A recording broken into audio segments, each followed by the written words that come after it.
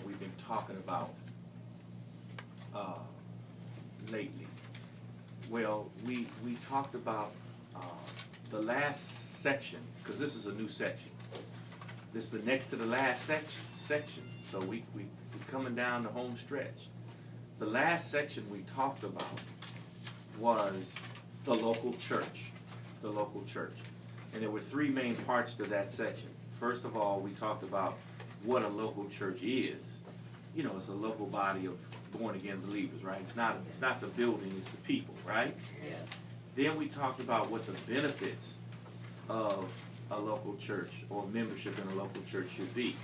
And really, when you think about the benefits, they are our namesake, you know, that we are a place of safety, victory, and true prosperity. So the benefit should be that any local church that you go to should be a place of safety.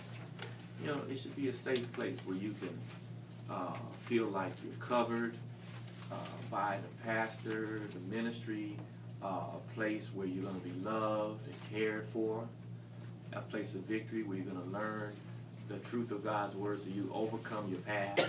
Whatever your past was, past mistakes, past disappointments, you overcome that. And then true prosperity, you're going to learn how to live the abundant life. You're going to learn how to prosper. And the first thing you're going to learn is that true prosperity is first what?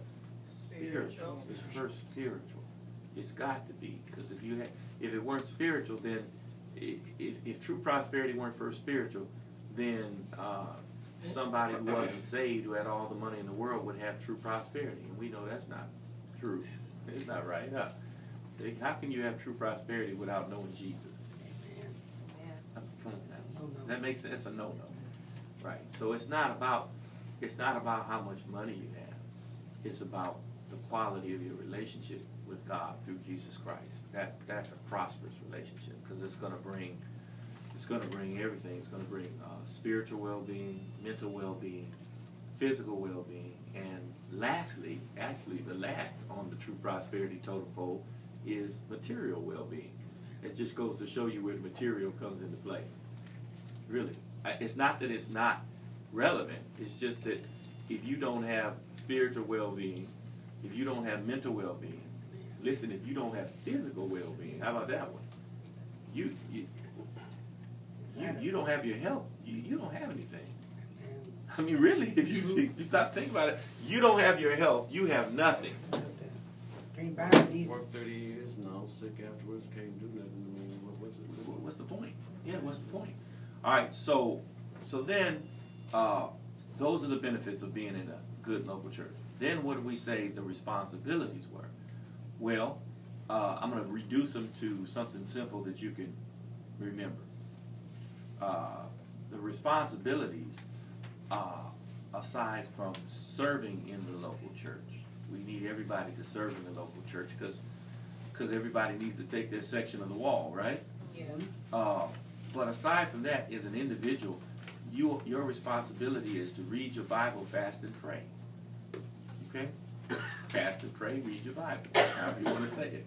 But the bottom line is, as a member of the local church, what's going to help you and what's going to help your local church, aside from you serving in the church, is reading your Bible, fasting and praying. And you should read your Bible and pray daily. Read your Bible and pray daily. Now that may be a new concept to a lot of people when they're first coming into church. Right, that's all right. But that's not. But now you hear it, you go, oh, you do this thing daily, and then I don't know if I told you this, but here's another very important point. Fasting. Who has an idea how often you should fast? Once a week. At least once a week. You should pick out a day to fast. It doesn't have to be of all food. It doesn't have to be of all food, but it can be of something that you like. Something that you like and something that you'll feel when you do it. Can't get around. And if you don't feel it, you didn't do nothing. I'm serious. If you didn't feel it, if you didn't feel the urge to reach for something, Saturday is one of my fast days, and I'm looking around and somebody's eating spaghetti right next to me, and I felt it. You know what I mean? You understand? So, but that's when you can, that giving up something. Now, read your Bible, fast and pray, serve in the church, and there's one more responsibility that you have to your church. And what is that? It's a financial responsibility. What is that? To pay your tithes and give an offering over and above your tithe. So these are the responsibilities that you have in your local church. And if you really stop and think about it, it makes so much sense. Because as a citizen of the United States government, you pay your taxes, right? And then when you drive down the roads, you're like, is my tax dollars working for me? And something happens, and God forbid, in your house, and there's a fire, you call the fire department, that's your tax dollars working for you. And if you need the police for something, that's your tax dollars working for you. If you can't afford to send your children to private school, send them to public school. That's your tax dollars working for you. You see what I'm saying? So all of this makes a lot of sense. Now, if that's how society works, the natural government works, God's government works the same way. In fact, God's the one that had it first. So basically what God is saying is, look, come on down, there's room down front, come on down. Come on down, room down front. So God's government works the same way, where you're going to get the benefit of all of this stuff, just like the heat. In fact, I said the heat. Make sure the heat's on. Can you make sure it's up a little bit so they still get some heat? See, we got some heat in here today for y'all, because that's your tithe working for you. That's your tithe and offerings working for you. And then press hold. Yeah, press it up, arrow up, a couple of notches, and then press hold in the little thing that says hold. Right, one button down. There you go. That's it. It should kick off. Okay, so everybody understand what I'm saying? Yes. A question about the tithes. Yeah. Is that 10% of like when you say the gross is out like what you make for a year? Yes, it's the 10%. It's 10% of it. It literally is 10% of your 10% of whatever has been given to you as an increase. Okay. Now, most of us have a yearly salary. So if your yearly salary was $100,000 before they took out any money, your tithe for that year is $10,000. But you don't get paid $100,000, at one time. So then the way you deal with the tithe is you deal with it in terms of the increments of increase. In other words, you deal with it whether you get paid weekly, bi-weekly, or monthly. Okay, most people get paid either weekly, every 2 weeks, or monthly. Am I right about it? Yeah. Most. So if you get paid every week, then when you get paid, that tithe comes out off the top that week. If you get paid every 2 weeks, the tithe comes out off the top every 2 weeks. If you get paid every month, it comes out off the top every month. So it really depends on when you get the increase. Now again, gross means that when you get the, people use the term take-home pay. If you get a check, when I worked for many companies in the past, I would get a check, and the check would show two different amounts. It would show the gross amount, meaning this is really what you earned that week or that 2 weeks. Let's say week for the sake of this is what you earned this week. You earned $1,000 this week. All right. Now, but your take-home pay was $800 because between the $1,000 and the $800, they took $200 out for taxes, medical, dental, vision, Social Security, dues, whatever, dues. All right, so that $200, you didn't get that in your hand.